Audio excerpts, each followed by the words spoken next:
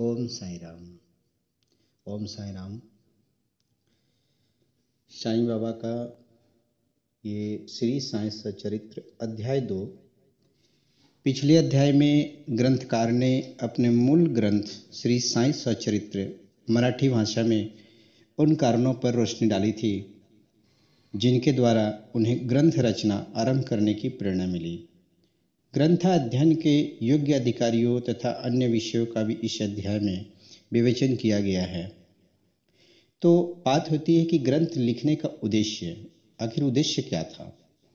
किस प्रकार हैजा रोग के प्रकोप को गेहूं पिसवाकर तथा उसको गांव के बाहर फेंकवा कर रोका तथा उसकी समाप्त किया।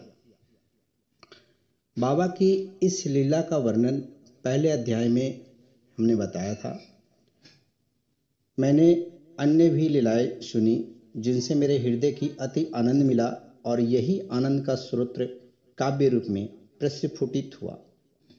मैंने विचार किया कि इन महान अद्भुत लीलाओं का वर्णन बाबा के भक्तों के लिए मनोरंजक एवं शिक्षाप्रद सिद्ध होगा तथा उनके पाप समूल नष्ट हो जाएंगे। इसलिए मैंने बाबा की पावन जीवन गाथा और उनके मधुर उपदेशों का लेखन प्रारंभ कर दिया। श्री साईं की जीवनी न तो उलझनपूर्ण है और न सीमित है, वरन सत्य और आध्यात्मिकता के मार्ग का अर्थात दर्शन कराती है। कार्य आरंभ में असक्षमता का अनुसाहस।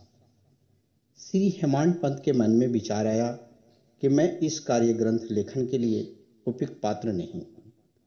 मैं तो अपने परम मित्र की जीवनी भी ठीक प्रकार से नहीं जानता और न ही अपनी प्रकृति से परिचित हूँ। तब मुझ जैसा मूढ़पति भला एक महान संत पुरुष की जीवनी लिखने का दुस्साहस कैसे कर सकता है? अवतारों की प्रकृति का वर्णन वेद भी नहीं कर पाते। किसी संत का चरित्र समझने के लिए पहले स्वयं का संत होना अति आवश्यक है। फिर मैं तो उनका गुण कथन करने में सर्वथाई अयोग्य हूँ। संत की जीवनी लिखने के लिए बड़े साहस की आवश्यकता होती है और कहीं ऐसा न हो कि चार लोगों के सामने हंसी का पात्र बनना पड़ जाए। इसलिए श्री साईं बाबा की कृपा प्राप्त करने के लिए मैं ईश्वर से प्रार्थना करने लगा। महाराष्ट्र के संत श्रेष्ठ श्री ज्ञानेश्वर महाराज का कहना है कि संत चरित्र के रचयिता से परमात्मा बड़े प्रसन्न होते हैं।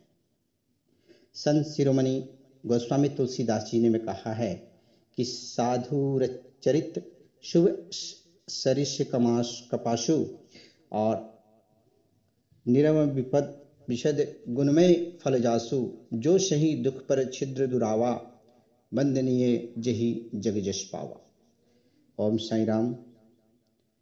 आपको साईं बाबा सभी को खुश रखें, यही हम सभी का आशीर्वाद है, प्यार है, दुलार है। आप सभी खुश रहिए। ओम साई राम।